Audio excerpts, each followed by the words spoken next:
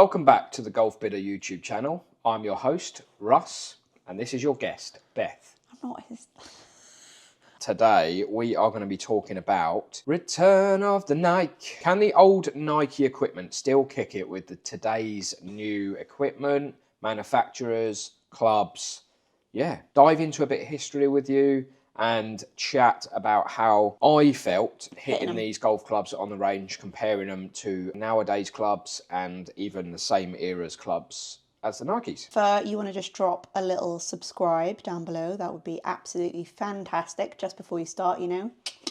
Do you want to start me off by telling me a little bit about just these clubs and Nike itself? I think they obviously probably started and ended way before I even took up golf. Oh, easy. 1998, they came on the scene with clubs. I'm sure clothing and stuff was out beforehand. Yep. Brought the clubs out, Tiger Woods era. Here's the reason I reckon Nike is such a massive talking point with clubs, clothing. Like, he just boomed it in the golf world. Well, he was Mr. Golf. So when did he sign with Nike? Well, Tiger Woods actually signed with Nike in 1996 for a whopping 40 million.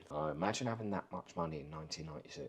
That's a lot of money in 1996. Wish I was a pound behind. That's when I was born. Oh yeah, wow. Yeah. So you were born and he just made 40 million. Yeah. For how long was that?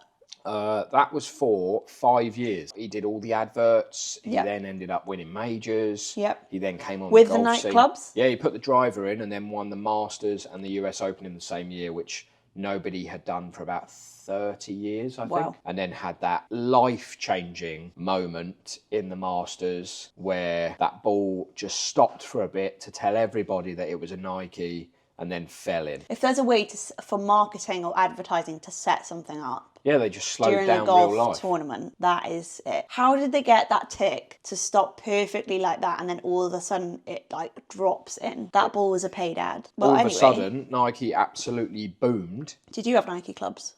I did. I went to, when I wanted to be Tiger Woods, a VR driver with it was a grapholloy blue shaft in it. Yeah. Favourite driver. I then had the VR 3-wood, which I used for a long time. Not quite like this VRS Covert 3-wood. It definitely wasn't red. It was black, but they were fantastic. I used it for a long, long time. I loved it. And then I had the VR wedges. Yeah. And a Nike milled putter. Wow. Yeah, brought out every single club you can imagine. They even brought out junior sets. They were the first retailer to do a square-headed driver. Yeah. Nike SQ Square, which was like yellowy, I've actually seen one of those. yellow, grey and black. And they brought out junior sets of the square driver. Interesting. Yeah, it was so cool. All of a sudden, Nike had kind of like kept pushing with Tiger, and then an Irishman came on the scene and signed a huge deal with Nike. Rory's just one of the best players that's ever lived again. Yeah. And he signed for only 200 million. 200 million pounds. Yeah. Was that clubs and that was, I think he was in the clothing. The shebang. Everything. Yeah, he would do adverts with Tiger. So did he win any big tournaments with Nike equipment? He won some majors. Yeah. I think he actually won the Open and the PGA with Nike clubs. Wow. Great golfer wins with certain clubs that are advertised. That club sells like hotcakes. I mean, it's because everyone wants to beat them. Yeah. The best thing is if it boosts your confidence, thinking you are going to be like this, you will be better. Well, that's why I want one of these, because I feel like I look at that and I think, phew, it looks fast, doesn't it? Fast. I will not miss fairways. Zoom. Well, anyway, this driver was their last model, right? Yeah, very last model back in 2016, the Vapor Fly Pro. So 2016, they basically stopped making clubs. 2016, I think it's because they tried to experiment with so many different colours and then maybe just thought we've run out of colours now. So you went and hit this range. Let's take a look at that, shall we? Yeah. Okay, very first hit of the day, we are going in with the Vapor Fly Pro 10.5 degree driver. Very blue and green. Kind of like it. Never hit one before, very excited. So let's go. Oh, it nearly burst my eardrum. Straight down the middle, though. Flat carry 241, total 261. Ball speed actually 164, which we are using range balls. There is no way to normalise this. I will take that, because you can add a kind of a 10% sort of on the distance of the ball flight. That's not bad. Let's make sure it's not a fluke. Oh, apart from the loud sound, I could get on board with this. We got flat carrier 235, we've got a total 253. It is a bit of wind into, it is very cold. Face feels a little bit firm compared to like nowadays drivers. I've actually got the driver that I use sitting here ready for the final test. The first competitor we are going to be comparing this driver to is the M2 10.5 degree tailor-made driver. Making some loud sounds today. Nice ball flight though, haven't it? Fading a while. Oh, it's interesting. It's interesting. So, ball speed 165, launch is a little bit lower, apex is a lot lower, considering it's 10.5. Flat carry 237. Again, it's quite consistent. 256 total. So far, Nike's in the lead. For data purposes, we are going to hit another one with this driver, just so we can compare two shots with each driver. Oh, you see, I've absolutely middled that one, and we are now at 250 flat carry, 270 total. Sorry, Nike, you've just been pipped there, but it's still very close. Last but not least, before my driver, we have an M5. Now, I actually had an M5 a few years ago, so I do know, obviously, the power of these things. This was one of the first twist face tailor-made drivers as well, so let's see how this compares. Oh, high and right. Flat carry 238. Do you know what?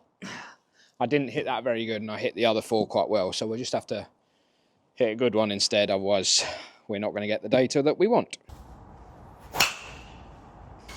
Hit it a little better. Oh, interesting. 248 flat carry, exactly the same numbers as the M2. 263 total. I didn't hit the first one very good, so we will hit a second one with this. Well, it's consistent, high and right with every single ball. I had a Nike VRS Pro driver, it's one of my favourite drivers ever. Oh, there we go. Just confirmed. One of his favourite drivers ever. The Nike spotted it. Now he wishes he had it back. Final test of the drivers. We are going to compare my driver, the GT3 Titleist. So this will be very, very interesting to see how the numbers compare to the Nike. So far, it's holding its own. Yeah, let's go. Flatter ball flight. Hit it well, though. I've hit it 3 degrees lower than the Nike and the TaylorMades. And the ball speed is up by 6 miles an hour. So let's try and hit a higher one. For nowadays driver, the technology in the face is so fast, it just creates such a speedy ball flight. That's where the difference is. Ball speed at 170, total is 280, apex has gone up to 70. So there's the comparison done of the 3 drivers that I have in my hand, plus my one, obviously, a little add-on in there. But really, I actually really, really liked how lightweight the Nike driver was compared to the others.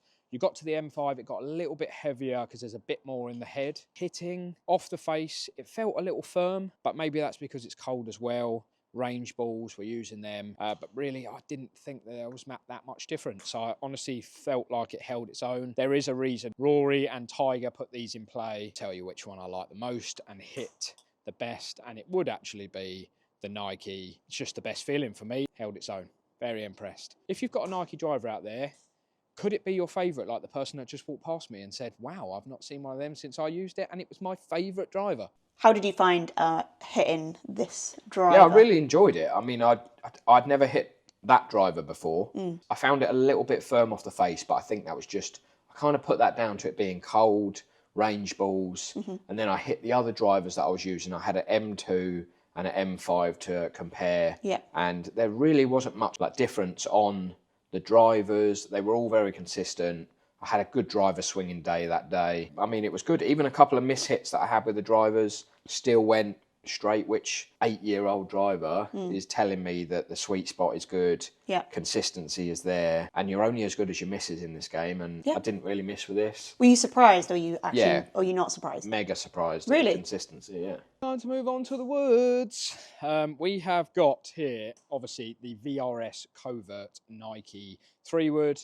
Again, I haven't seen one of these in a long, long time, and I am excited to hit this. We have also got the Sim one. Again, like this is going to be an interesting one because this is a newer model, few years old, compared to the Nike, compared to the M3. I'm excited to see what the difference is going to be. I reckon there's going to be a much faster ball flight in the sim if I was to go off of what I think it would be. But let's see. Going to change the fairway woods up a bit. We are going to start with the M3. Actually a fan of the shaft as well. I used to have an O-band shaft in. Loved it. Yeah, let's start with the M3 and work our way to the Nike. That's low ball flight, that. Flat carry was more than the driver itself.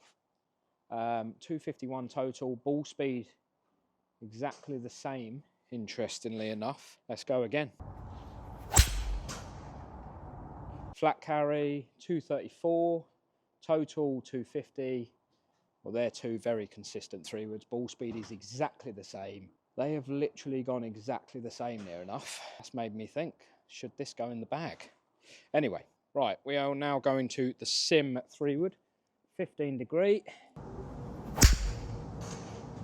Carry a little less, 223. Total, 245. Ball speed down 3 miles an hour. Oh, mega high and mega left. Carry 220, total 237, ball speed exactly the same. Launched a little higher, it went a long way left. Wasn't a very good shot, but that goes in second place. We have now got the VRS Covert Red 3-wood. Woods and McIlroy thrived with these things. Let's see if I do the same. And I nearly skied it.